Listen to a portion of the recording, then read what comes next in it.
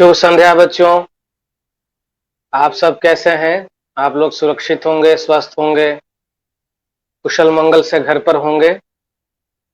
तो बच्चों आइए आज का हम लोग ऑनलाइन क्लास शुरू करते हैं। मैं चंद्रशेखर प्रसाद साहू, प्रधानाध्यापक कन्या मध्य विद्यालय कुटुंबा औरंगाबाद, आप सभी का स्वागत करता हूं। बच्चों आज हम लोग 7वीं कक्षा के हिंदी पाठ्य पुस्तक की एक बहुत ही चर्चित कविता और बहुत ही सुंदर कविता पढ़ेंगे। बच्चों यह जो कविता है वह हमें प्रेरणा देने वाली है। दुनिया की आधी आबादी महिलाओं की है और यह कविता महिलाओं को समर्पित है, बेटियों को समर्पित है। महिलाओं की जो दशा और दिशा है समाज में, उसके बारे में यह कविता अपना पक्ष रखती है कि उन्हें आगे बढ़ने का, विकास करने का, अपनी खुद की पहचान बनाने का अवसर देना होगा। बेटियों पर, महिलाओं पर विश्वास करना होगा। उन्हें जो भी सामाजिक बंधन है, जो कुप्रथाएं हैं, जो कुरीतियां हैं, जिनकी बेड़ियों में महिलाएं जकड़ी हुई हैं, बेटियां जकड़ी हुई हैं, उन बंधनों को तोड़ना होगा, तभी महिलाओं का विकास होगा। यह देश, यह दुनिया तभी सुंदर बनेगी जब महिलाओं का विकास हो। महिलाएं अपनी पहचान बनाएं, स्वावलंबी बने, आत्मनिर्भर बने, अपनी पहचान खुद गढ़ें, वह शोषण मुक्त हो, भय मुक्त हो, तभी यह दुनिया, तभी यह संसार, तभी यह देश संतुलित रूप से विकसित माना जाएगा। जिस देश में, जिस राज्य में, जिस समाज में महिलाएं शोषित हों, कुंठित हों, अशिक्षित हों, अविकसित हों, पिछड़ी अवस्था में हों, दुर्दशा में हों, वह समाज, वह देश विकसित नहीं कहा जा सकता है। समाज वही उन्नत कहा जाएगा, देश वही विकसित कहा जाएगा जहां महिलाएं पुरुषों के साथ कंधा से कंधा मिलाकर देश की सेवा में, देश के विकास में अपना योगदान दे रही हैं। उनमें क्षमता है, उनमें शक्ति है। हमें उनकी क्षमता, हमें उनकी शक्ति पर भरोसा करना होगा, उन्हें विकास करने का अवसर देना होगा, सुविधा देनी होगी। यह तभी होगा जब हम महिलाओं को मान दें, बेटियों को सम्मान दें, उन्हें उचित अवसर प्रदान करें।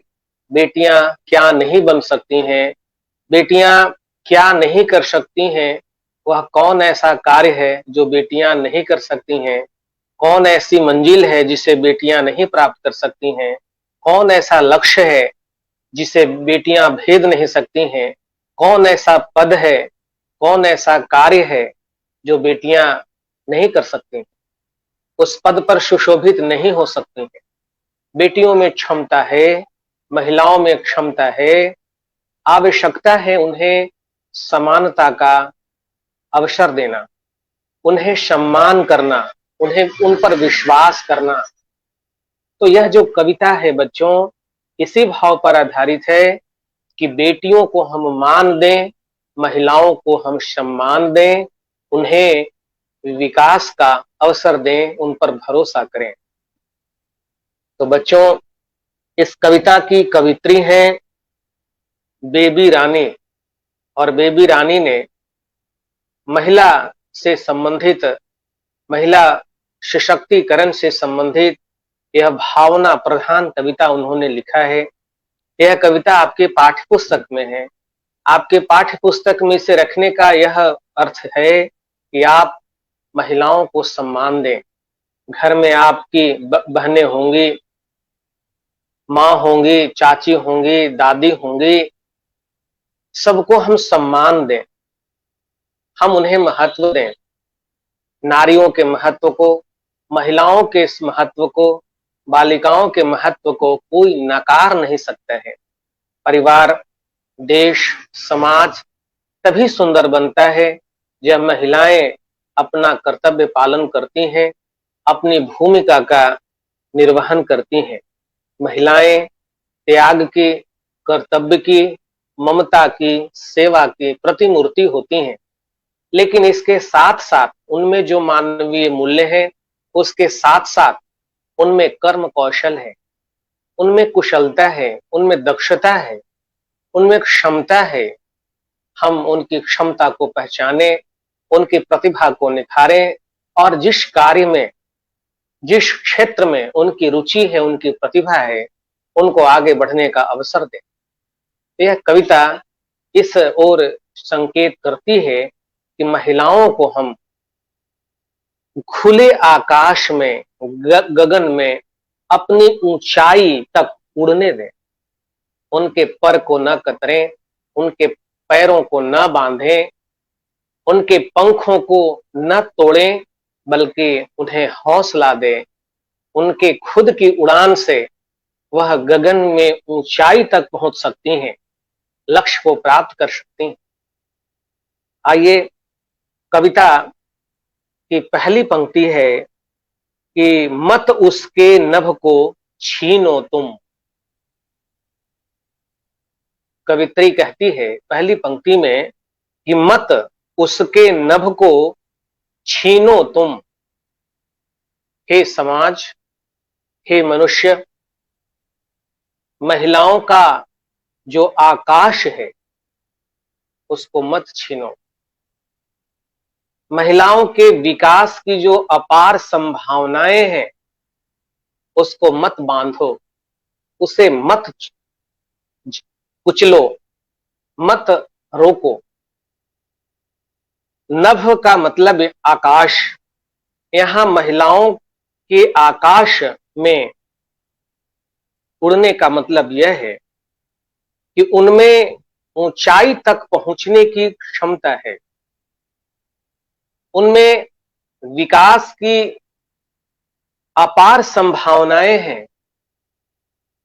इसलिए जो आकाश जैसी उनमें अपार संभावनाएं हैं, आकाश की ऊंचाई तक पहुंचने की जो क्षमता है, उस क्षमता को छीनो मत, रोको मत, कुम्हलाओ मत, दमित मत करो, रोको नहीं, टोको नहीं।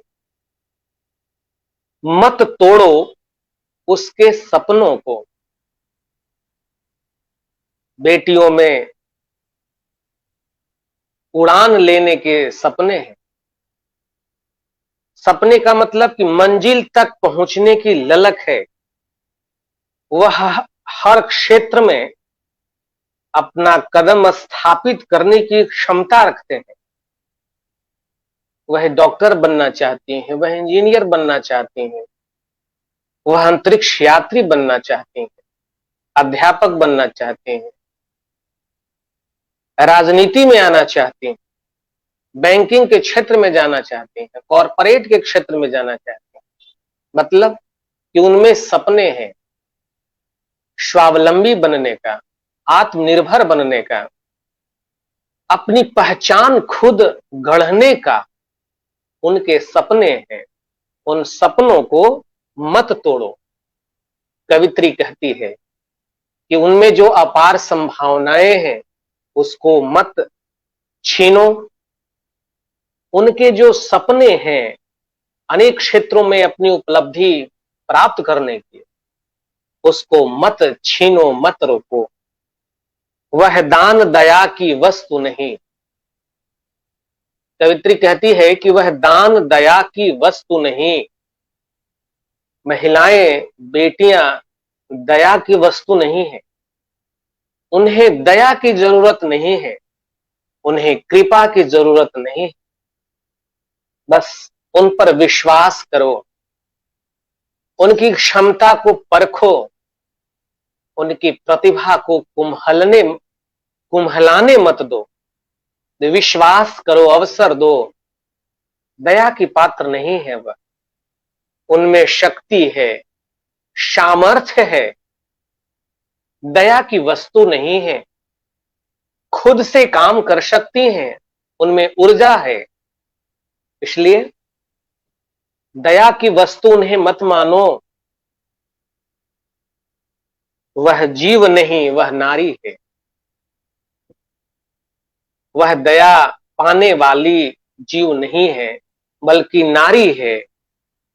वह नारी जिसमें शक्ति है, जिसमें क्षमता है, जिसमें ऊर्जा है, जिसमें हौसला है, जिसमें हिम्मत है, साहस है, वह नारी है। वह दया की वस्तु नहीं है, उसके सपने हैं, उनमें अपार संभावनाएं हैं, उनको रोको मत, छीनो मत। तो पहला जो पद था यह इस तरह का था। दूसरे पद की पहली पंक्ति है, अगर कर सकते हो कुछ भी तुम। कवित्री कहती है कि हे मानव समाज, अगर आप कुछ कर सकते हैं तो कुछ न करो, यह कार्य करो जो चला गया, पर अब जो है उसको संवारना आर्य करो। जो बातें बीत गईं, जो तुम उन पर जुल्म किए, उनका दमन किया, उत्पीड़न किया, शोषण किया, जंजीर में बांध कर रखा, उनके पर कतर कर रखा, उसे जाने दो।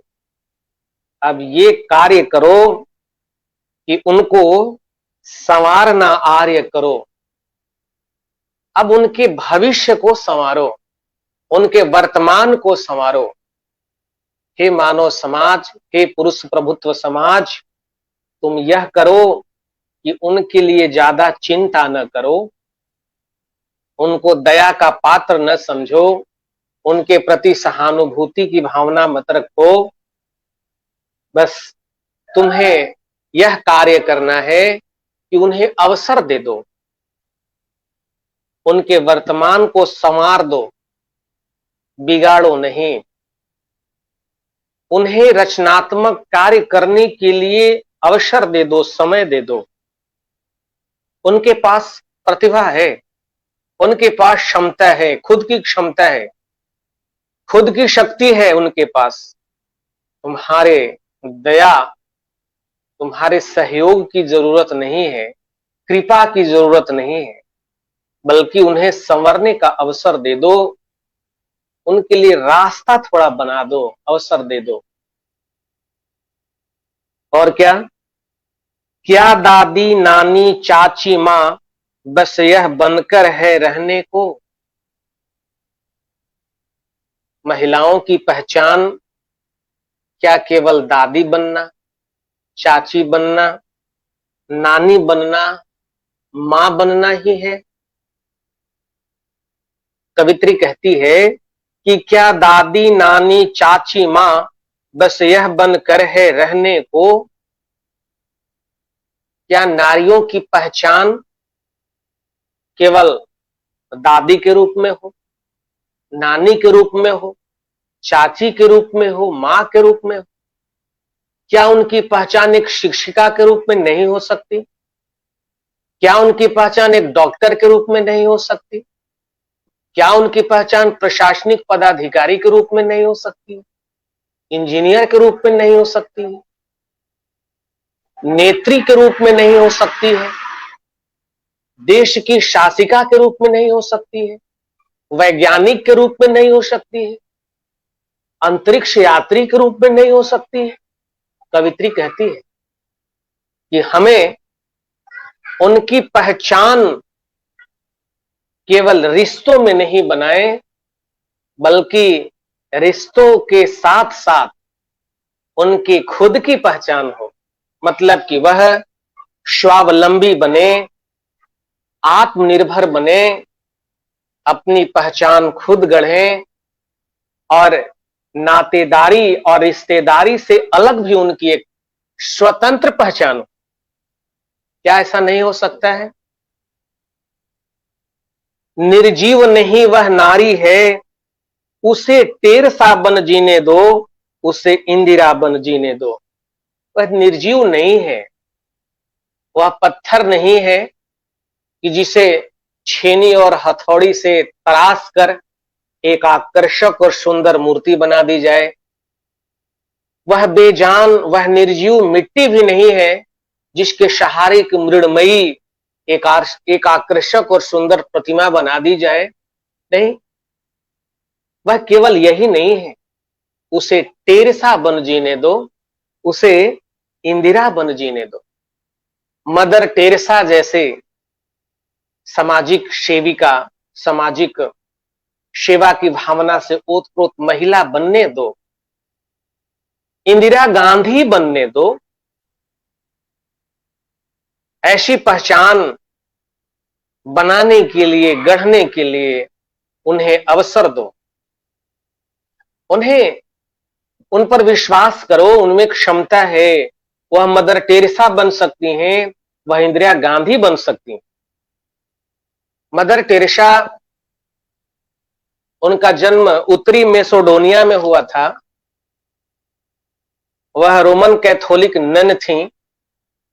नन मतलब होता है जो ईसाई में साध्वी होती हैं, जो कुंवारी होती हैं और ईश्वर परमात्मा की सेवा में, दिन दुखियों की सेवा में, ईसाई धर्म की सेवा में आजीवन वह अपना योगदान देती हैं। उन्हें नन कहा जाता है। तो Mother Teresa Roman Catholic nun थी।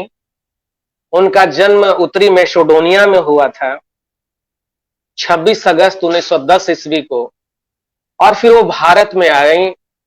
भारत में वह 1948 ईस्वी में नागरिकता प्राप्त की, भारत की नागरिकता प्राप्त की और कलकत्ता में अपना केंद्र स्थापित की, मिशन चैरिटी।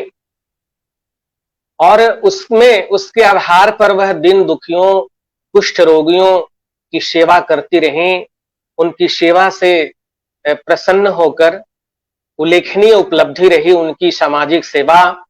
उन्हें शांति का नोबेल पुरस्कार भी मिला, भारत का सर्वोच्च पुरस्कार सम्मान भारत रत्न भी उन्हें मिला।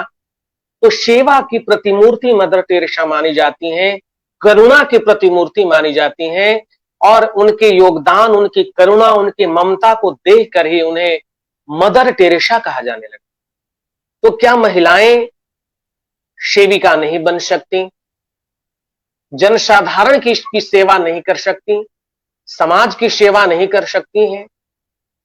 ऐसी जो ऊंचाई है, क्या उसे प्राप्त नहीं कर सकती हैं? क्या वह इंदिरा गांधी नहीं बन सकती हैं?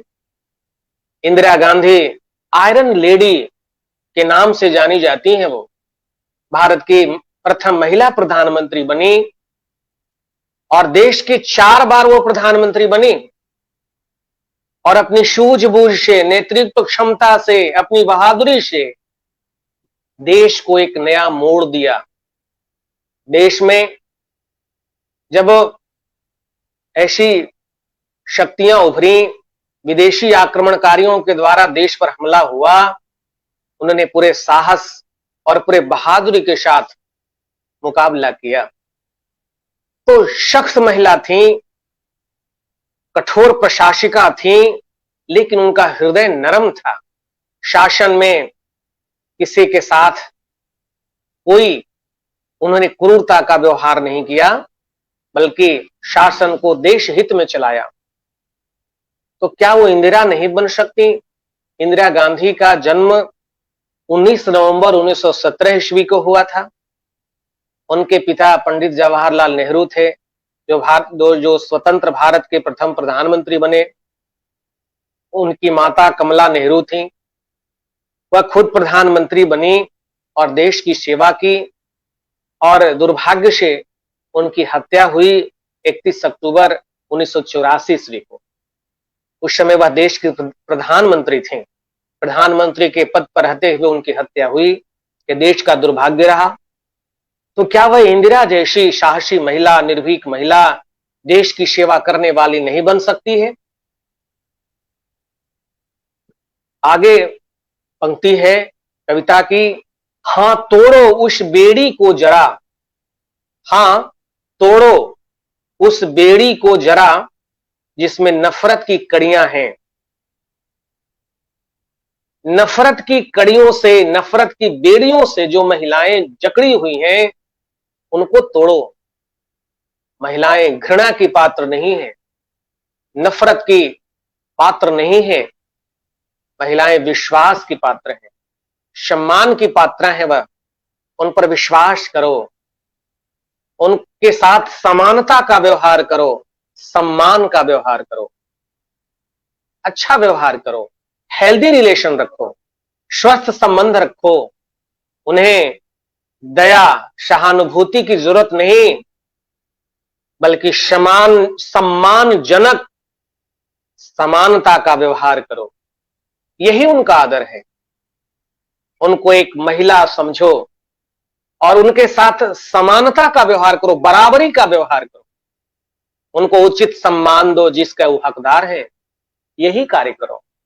तो बेड़ियों से जकड़ी हुई महिलाओं को मुक्त करो, नफरत की कड़ियों में जो जकड़ी हुई हैं उन्हें मुक्त करो। मुक्त करो नारी को मानव चिर बंधनी नारी को। सुमित्रानंदन पंत ने लिखा, हे मानव, मुक्त करो नारी को, कब तक उसे बंधन में रखोगी? उसमें क्षमता है, उसमें प्रतिभा है, उसे निखरने का मौका दो। देश तभी सुंदर बनेगा, समाज तभी सुंदर बनेगा जब उनकी प्रतिभा निखर कर समाज में नई सोच, नया विचार, विकास लाएंगी। तो उनकी क्षमता पर विश्वास करो, उनकी प्रतिभा को कुचलो नहीं, प्रस्फुटित होने का अवसर दो। फिर पंख को खुल जाने दो।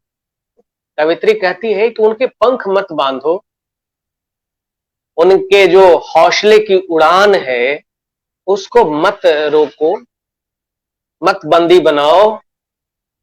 उसे कल्पना बन जीने दो, उसे लता बन जीने दो। उसे कल्पना चावला बनने दो, उसे लता मंगेशकर बनने दो। बन सकती है। कल्पना चावला भारतीय मूल की महिला थी और भारतीय कोलंबिया अंतरिक्ष यात्री थी। वो कोलंबिया यान अमेरिका से छोड़ा गया था, अंतरिक्ष में गया और दुर्भाग्यवश वह दुर्घटनाग्रस्त हुआ, उनकी मौत हुई। लेकिन भारत पूरे विश्व की अंतरिक्ष में जाने वाली पहली महिला थी कल्पना चावला। कितनी योग्यता होगी उनके पास, अंतरिक्ष विज्ञान का उनको जानकारी होगी, उनमें कुशल होंगी। वो वैज्ञानिक थी, वैज्ञानिक बनी, अंतरिक्ष वैज्ञानिक बनी। भारत मूल की महिला थी। उनका जन्म करनाल हरियाणा में हुआ 17 मार्च 1962 ईस्वी को और उनकी मौत कोलंबिया अंतरिक्ष यान के दुर्घटनाग्रस्त हो जाने के कारण 1 फरवरी 2003 को हुआ। तो वो कल्पना चावला भारतीय महिलाओं की एक शान थी, विश्व की महिलाओं के सम्मान थी। वो भारत की पहली महिला अंतरिक्ष यात्री कल्पना चावला भारतीयों में, भारतीय महिलाओं में, भारतीय बेटियों में, पूरे विश्व की महिलाओं में एक उत्साह का संचार करती हैं। उनका कृतित्व, उनका कर्म, उनका कौशल, उनका ज्ञान महिलाओं को संबल देता है, महिलाओं को प्रेरित करता है, महिलाओं की एक पहचान बनी हो कल्पना चावला। तो उन्हें अपनी बेटियों को कल्पना चावला बनने दो, पढ़ लिख करके वैज्ञानिक बनने दो, आगे बढ़ने दो और लता मंगेशकर बन जीने दो। लता मंगेशकर भारत की शान है। स्वर साम्राज्ञी कहा जाता है, सुरों की मलिका, स्वर साम्राज्ञी, सुरों की मलिका, भारत कोकिला, न जाने क्या क्या उपनामों से उन्हें विभूषित किया जाता है। वह भारत की शान है लता मंगेशकर, उच्च कोटि की गायिका है। उनकी गायकी के सामने कोई नहीं है। उनकी तान, उनका स्वर उम्र के बहुत लंबे पड़ाव के बाद भी वही कोमलता है, वही पतली आवाज है। उनके सामने कोई गायकी में टिक नहीं पाता है। उनकी बहनें आशा भोसले रहीं, उषा मंगेशकर रहीं। आशा भोसले एक बार बताएं साक्षात्कार में कि जब लता दीदी तान लेती थी तो उन्हें जलन होती थी और अपने आप को, उनका आत्मविश्वास हिल जाता था कि इसके सामने, इसके साथ में इतना अच्छा गाऊंगी कैसे। वो लता थी, वो लता हैं, तो लता बन जीने दो। लता मंगेशकर के योगदान को देखते हुए उन्हें भारत रत्न का अवार्ड मिला। उनके पिता का नाम दीनानाथ मंगेशकर था। उनका जन्म इंदौर में हुआ 28 सितंबर 1929 ईस्वी को। माता का नाम शेवंती मंगेशकर था। आज हजारों गीत भारत की कई भाषाओं में उन्होंने गाया है। तो भारत की शान है, भारत की नाज है, वो ताज है। तो वैसी प्रसिद्धि लता मंगेशकर को मिली, वह भी बेटी है, भारत की बेटी है। तो क्या हम अपनी बेटियों को ऐसा अवसर नहीं दे सकते?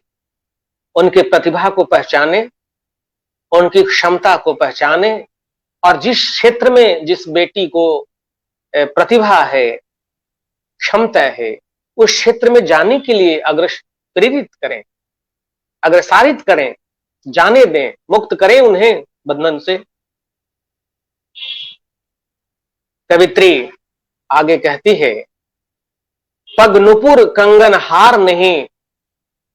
कवित्री कहती है, अंतिम छंद है, पग नुपुर कंगन हार नहीं, तुम विद्या से श्रृंगार करो, तुम खुद अपना सम्मान करो, अपना नारीत्व स्वीकार करो। कवित्री कहती है कि महिलाओं का जो पग नुपुर, नुपुर माने पायल, तो पैरों में पायल और गले में हार, यह बेटियों की जरूरत नहीं है, बल्कि तुम विद्या से श्रृंगार करो, उन्हें विद्या से सजाओ, विद्या प्राप्त करने का, शिक्षा प्राप्त करने का अवसर दो, यही उनका श्रृंगार है। पांव में पायल, गले में हार, यह सब आभूषण उनका सही श्रृंगार नहीं है। बेटियों का सही श्रृंगार जो है विद्या है, शिक्षा है। इसलिए पायल और हार की जगह तुम उन्हें विद्या दो, क्योंकि विद्या ही उनका वास्तविक श्रृंगार है। और तुम खुद अपना सम्मान करो, अपना नारीत्व स्वीकार करो। महिलाएं कहती है कवित्री कि तुम खुद से सम्मान करो, अपने नारीत्व का सम्मान करो, अपना सम्मान खुद करो, खुद में विश्वास रखो, आत्मविश्वास रखो। नारीत्व पर तुम्हें अभिमान होना चाहिए, गर्व होना चाहिए, क्योंकि ईश्वर ने जो क्षमता नारियों को दिया, जो नारीत्व को दिया, वह किसी को नहीं दिया। पुरुष नारीत्व के आगे बौना है, वह कहीं टिक नहीं पाता है। नर और नारी में जो क्षमता ईश्वर ने नारी को दिया, वह पुरुषों को नहीं दिया। इसलिए नारीत्व का हम सम्मान करें, उनका सम्मान करें, और नारियों का भी अपने नारीत्व पर गर्व होना चाहिए, अपने सम्मान पर गर्व होना चाहिए। नारी को कहीं से हीन भावना का शिकार नहीं होना चाहिए। उसे यह नहीं समझना चाहिए कि वो कमजोर है, उसे यह नहीं मानना चाहिए कि उसके पास शारीरिक दुर्बलता है, उसे यह नहीं मानना चाहिए कि उसके पास शक्ति नहीं है, क्षमता नहीं है। नहीं, नारियों के पास अद्भुत क्षमता है, उनमें कौशल है। इसलिए नारियों को खुद पर विश्वास रखना चाहिए, नारीत्व का सम्मान करना चाहिए। कवित्री अपनी कविता में नारियों को प्रेरित करती है आगे बढ़ने का, अपने ऊपर विश्वास करने का, अपनी शक्ति, अपनी क्षमता पहचानने का, आगे बढ़ने का। खुद से पहचान गढ़ने की। तो यह कविता बच्चों आपको अच्छी लगी होगी। यह कविता नारी सशक्तिकरण से संबंधित है। नारियों को आगे बढ़ाने की दृष्टि इसमें मिलती है। नारियों को सम्मान समानता का अवसर देने के लिए यह प्रेरणा देती है कविता। इसमें कई शब्द हैं जो कठिन है, जैसे आर्य है शब्द, तो आर्य का अर्थ होता है श्रेष्ठ। बेड़ी, बेड़ी का अर्थ जंजीर हो गया। नुपुर पायल, और पग, पग पैर। नभ, नभ आकाश। संवारना का मतलब बनाना, सजाना। नफरत घृणा। नारीत्व का मतलब नारी क्षमता, नारी का गुण। यह सब इसके कठिन शब्द थे जिसका अर्थ पर हम लोग चर्चा किए।